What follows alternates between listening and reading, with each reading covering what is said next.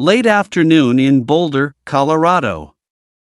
The quiet city nestled at the foot of the Rocky Mountains. The late afternoon sun filtered through the trees, casting a soft glow over the trailers lined up in an old mobile home park.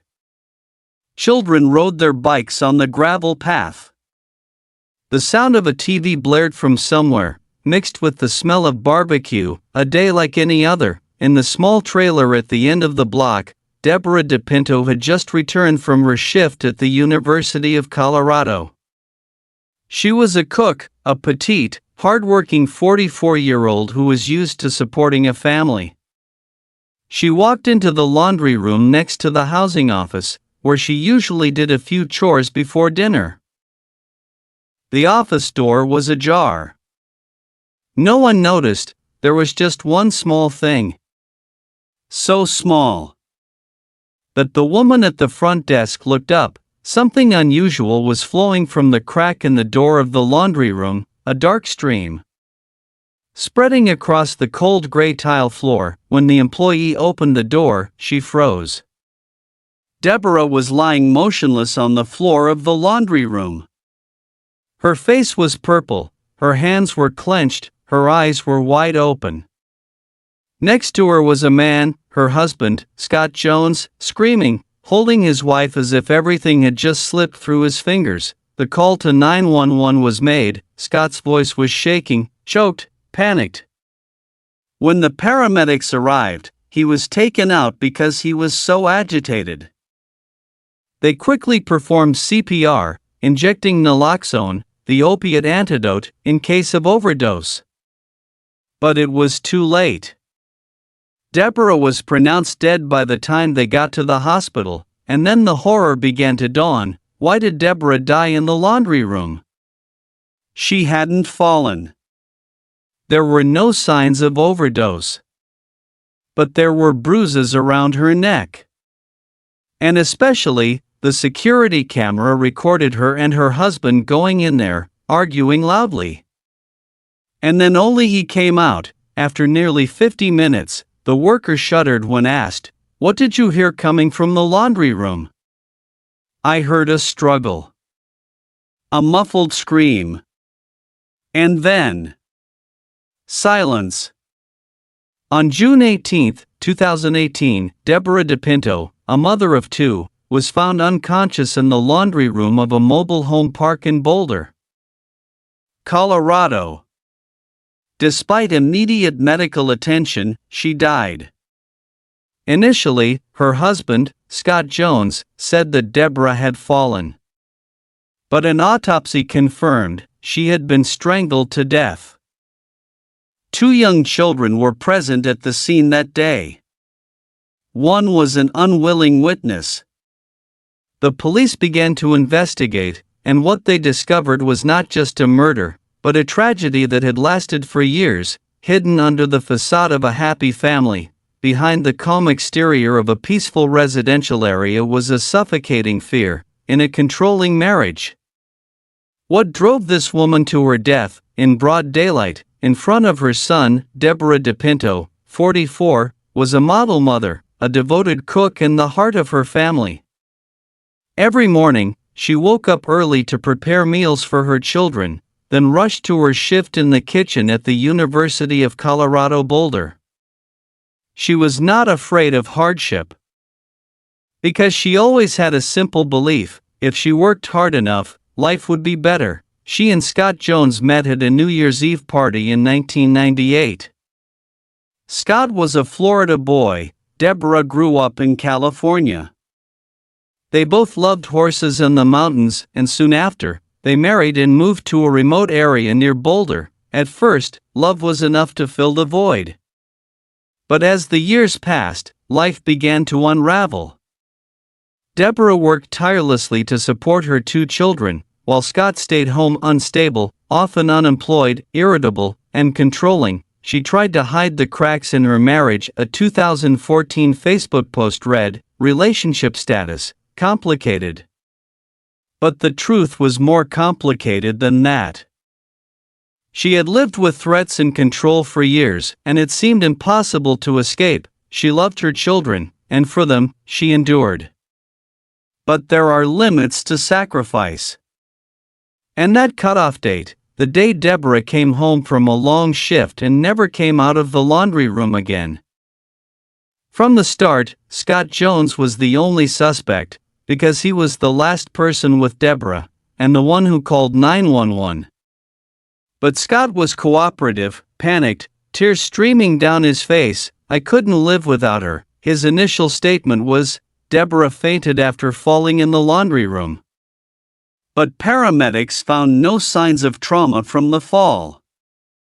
On the contrary, the bruises around her neck suggested something else: strangulation. The police began to piece together every detail, from their relationship to their neighbors. And layers upon layers of mask fell off. An old friend of Scott's said they had been separated since early June. Scott had moved out to his own trailer. But on the day Deborah died, the whole family was together again. Were they making up, or preparing for a final break? A neighbor recalled that Scott once bragged that if Deborah ever left him, he would smash her head in and bury her. Another time, he texted, "I have a friend who is willing to help me deal with her." Scott had controlled her phone, monitored her Facebook. He had threatened her new boyfriend. Once, Deborah had to hide the other man in a closet. When Scott came to the house unexpectedly, in a text message to Deborah a few days earlier, Scott had written, "No restraining order or police will stop what's coming. I have nothing left to lose but my life." A man who says he loves his wife, but hates her so much that he's willing to kill her, that's not love. That's possessive obsession. The laundry room, where Deborah was found, had no cameras, but the security system in the office next door recorded the last sounds of her life. Scott and Deborah entered the laundry room. They argued. The volume grew louder. She screamed, "You can't make me love you. Get out of here. I'm scared of you." And then there was a choking sound. The last sound was a fall, a loud bang, and then silence. 47 minutes later, Scott called the ambulance. During that time, he didn't run outside to shout, didn't look for help, didn't do anything, just hung around in the laundry room. When he brought his 10-year-old son back to the scene, he tried to act shocked in front of the child, but the camera recorded everything. Scott may have tried to erase the traces. He may have thought of a way to fake the scene. But he forgot that the camera didn't just record, it also recorded the coldness of a man who had just killed his wife. After Deborah died, the police quickly sealed off the scene. The forensic report was clear: death by suffocation, murder. There was no evidence of drugs, no underlying disease. Deborah was completely healthy before. The police turned to Scott for questioning. At first, he repeated the fall scenario. But when he learned about the surveillance video, he began to waver. During the interrogation, Scott lost control several times, repeating, "She drives me crazy. You don't know how bad she is." Finally, he confessed. In a fit of rage, he strangled Deborah. And instead of calling an ambulance, he stood by and watched her struggle to her death. But what shocked the case even more was his attitude after his arrest. In prison, Scott wrote to his son from a previous marriage, "She's in hell now. I'm sure Deborah is regretting calling me useless." Those words were colder than the sentence. They weren't regrets. They were smugness, because he had finally won over the woman who dared to leave him. Scott Jones, the husband who couldn't live without his wife, turned out to be a cold-blooded killer, killing his wife with his bare hands, in front of his children. The motive wasn't money. It wasn't a rash act. It was sick control. He couldn't bear the thought that Deborah could live without him. He couldn't bear the thought of her being independent, working, having friends. and he couldn't bear the thought that she was about to leave him. For him, if he couldn't have her, then no one could have her. After his confession, Scott was charged with second-degree murder and child abuse for dragging his 10-year-old son into witnessing the horrific moment. The child would carry the image of his mother lying motionless on the floor, his father crying in a fake voice, for the rest of his life. In December 2019, nearly 18 months after Deborah Depinto's death, Scott Jones's trial officially began in Boulder, Colorado. Outside the courthouse, a light snow was falling. But inside the courtroom, the air was thick. Scott appeared stony-faced, his eyes weary, not at all like someone who once said he couldn't live without his wife. On the other side, Deborah's family, her mother, sister, and 2 young children, sit quietly in the front row. No one cried. They had cried too much. Prosecutors presented evidence, security camera recordings, bruises on Deborah's neck, Scott's confession, and the chilling text messages he sent to his wife the day before she died. Each piece of evidence was like a knife, exposing the face of the devoted husband. Scott's side did not call witnesses. The defense attorney only made one argument: he acted in a temporary loss of control, without the intention to kill. The jury took 10 hours to decide. The verdict: Scott Jones was guilty of second-degree murder and child abuse for allowing his son to witness the consequences of his brutal act. Scott was sentenced to 48 years in prison, the maximum sentence for this crime, plus 1 year in prison for child abuse. He was also permanently banned from contacting his 2 children. After the trial, the question quietly rang out: what about the children? The eldest daughter, Mary, and the 10-year-old boy, the youngest witness in the case, were both given custody of their maternal family. They lived with their grandmother, trying to build a new life. But the emotional wounds were not easy to heal. The boy once told investigators, "I heard my mother screaming. Then nothing. My father said, it was my mother's fault." They lost both their parents, one murdered, one in prison.